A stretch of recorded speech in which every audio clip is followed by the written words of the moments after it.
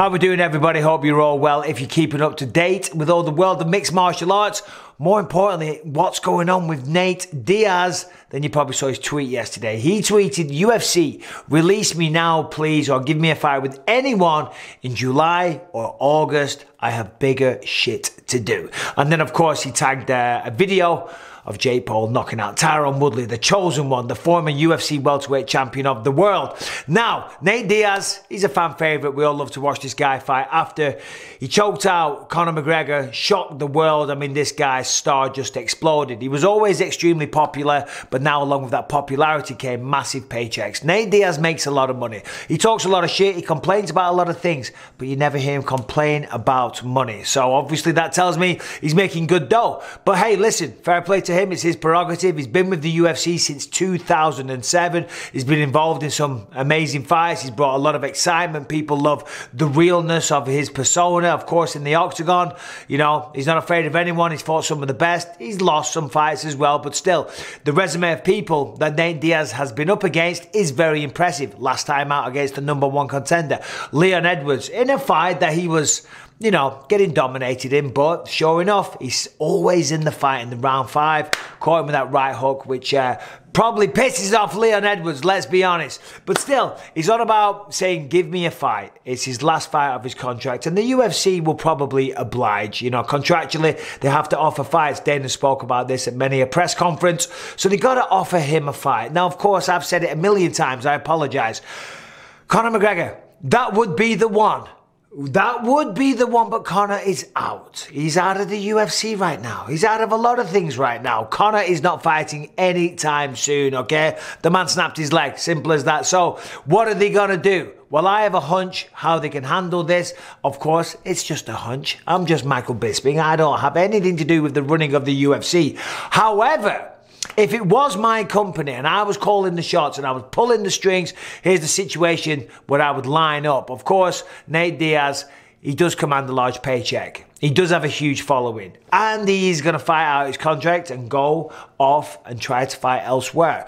So they want to put him in a big fight. They want to put him in a big fight. August 20th, Salt Lake City, we have Leon Edwards finally getting his title shot against Kamaru Usman in a very compelling rematch. Excited for that one.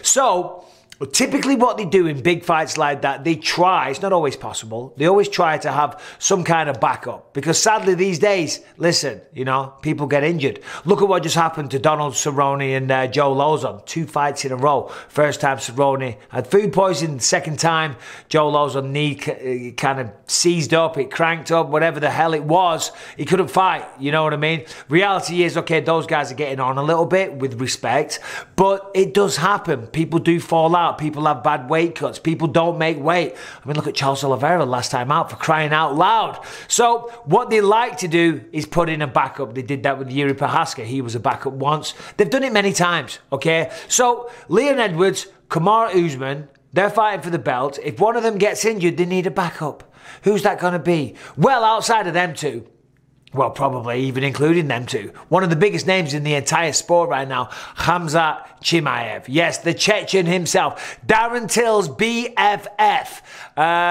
He hasn't got a fight lined up. He just beat Gilbert Burns. Amazing fight that was. And he's real close to a title fight right now. I think, and I would, if I'm honest, I would match up Nate Diaz with Khamzat Chimaev, okay? What's Nate Diaz going to do? Say no? If he says no, then his contract rolls over, I believe, without seeing a contract and without being a lawyer. My very humble, basic understanding, but have fought in the UFC for 15, 16 years. If he turns it down, then the contract will roll over for another year. So he can't really say no, if I'm understanding it correctly. So Nate Diaz versus Khamzat Chimaev. Right? I love Nate Diaz. I love the excitement he's brought to the Octagon. As I said, the skills, the tenacity, the fitness, the cardio, the jiu-jitsu, the attitude more than anything from him and his brother. Brought many, many years of excitement and enjoyment to the Octagon. But in a fight against Khamzat Chimaev, I just don't see him winning that fight. You know, and that's not me being a hater. That's not me, you know, being a dick rider of Khamzat Chimaev or nothing like that. I'm not believing the hype. I'm believing what I see. I believe the performances. I believe the domination that we've seen up until the Gilbert Burns fight. But Gilbert Burns is no joke. Heavy hands. Fought for the belt. Almost knocked out Kamaru Usman in the first round. So I think that would be a great fight for Khamzat Chimaev. Number one, it gets him another win. It gets him a win over an absolute mega star, okay, in Nate Diaz, and that's going to make Khamzat an even bigger star than what he already is, okay? And then after that, it's a title fight, for sure. And on the flip side, you know, if it was my promotion, you know, if it's my promotion and Diaz is a big star and he wants to fight out his contract, well, I'm not going to give him a favourable fight. Do you know what I mean? That's just how it works. You want to go? All right, we'll send you on your way. We'll send you on your way, buddy. There you go. There's Khamzat Chimaev. Listen, anything's possible. You know, in the 5th round, as I say, he rocks Leon Edwards. Could have followed that up. So you never know. You never know. You know, he could catch him in a submission if Khamzat was to take him down.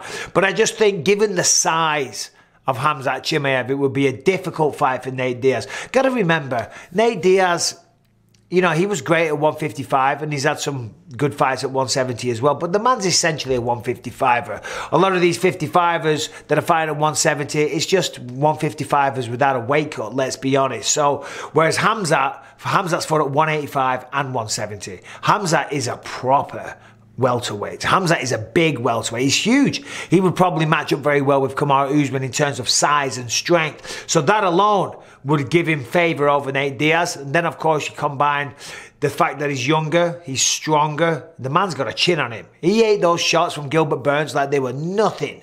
You know, he can handle himself on the ground. He handled Gilbert Burns on the ground. And, of course, he's got a crazy gas tank. Word on the street is from my friends at Block Acid is that nobody trains like Khamzat Chimaev. So cardio, strength, size, all the rest of it, momentum, hype, yada, yada, yada. I think that would be a great matchup. And it was one that Diaz would take. Because that's why people love Nate Diaz.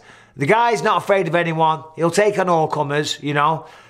And Khamzat Chimaev, I mean, that's going to do the job. So you put that as the backup fight, August 20th, Salt Lake City. Nate Diaz is calling for a fight in August or July because he's got bigger shit to do. He wants to go and fight Jake Paul. Nate Diaz, Khamzat Chimaev, co-main event of Leon Edwards versus Kamaru Usman. Number one, you know the champ Kamaru's loving that because Nate Diaz brings in eyeballs.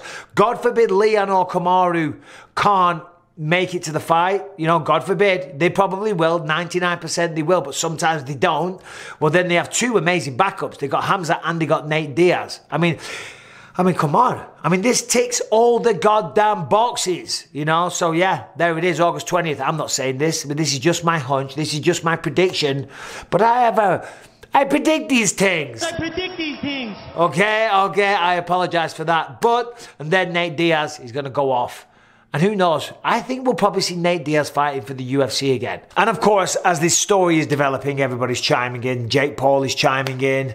And of course, Dana White being the president of the organization, he had something to say as well. He was speaking to the Mac Life this week, and this is what he said. He said, listen, I mean, I like Nate. Let's be honest though, Nate's only won one fight in the last 5 or 6 years. You know, when these guys get into these positions, you've got guys that have been with us for a long time, that we respect, that we care about. You know, we've got the Cerrones and Anthony Pettis before he left. And you've got Nate Diaz and Nick Diaz still under contract with us.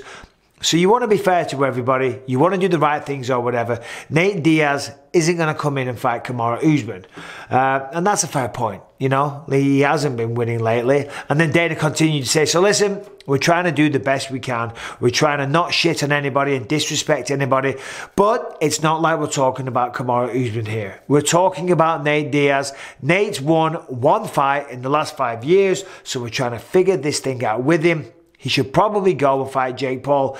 That's a fight that makes sense. And of course, it does make sense. Dana's absolutely right. Why? Because Jake Paul is about 6'1", Nate, and weighs about 200 pounds. Nate Diaz is a 155er. He's a lightweight that fights at 170 now. Even at 170, he's way smaller. And of course, Jake likes them when they haven't won a fight in a while. Of course, Nate Diaz ticks that box as well. Of course, Jake comes out, he jumps in. Dana, I'm happy to be Nate's last fight in the UFC.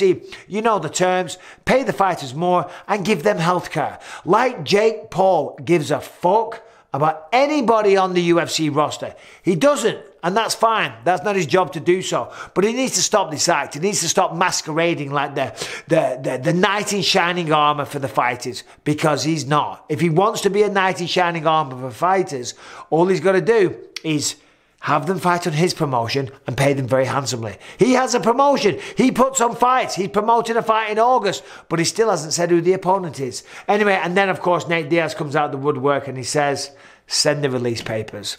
You know? Yeah, he's going to go fight Jake Paul by the looks of it. That's what he wants. I mean, Jake Paul's saying that he's going to fight somebody in August. Ooh, Madison Square Garden, but he's yet to announce an opponent. What is the weight? What is the weight, Jakey Bakey? But anyway, there it is. There's a few thoughts. If I'm the UFC, if it's my company, but I'm not, I'm sitting here in this little room and I'm predicting some things. Okay, I think August 20th, Kamaru Usman versus Leon Edwards, and the co-main event is going to be Nate Diaz versus Khamzat Chimaev. Anyway, if you haven't already subscribed and rung the bell, do me a favour and do just that. And in the meantime, I'll be back with a new video tomorrow. You take care.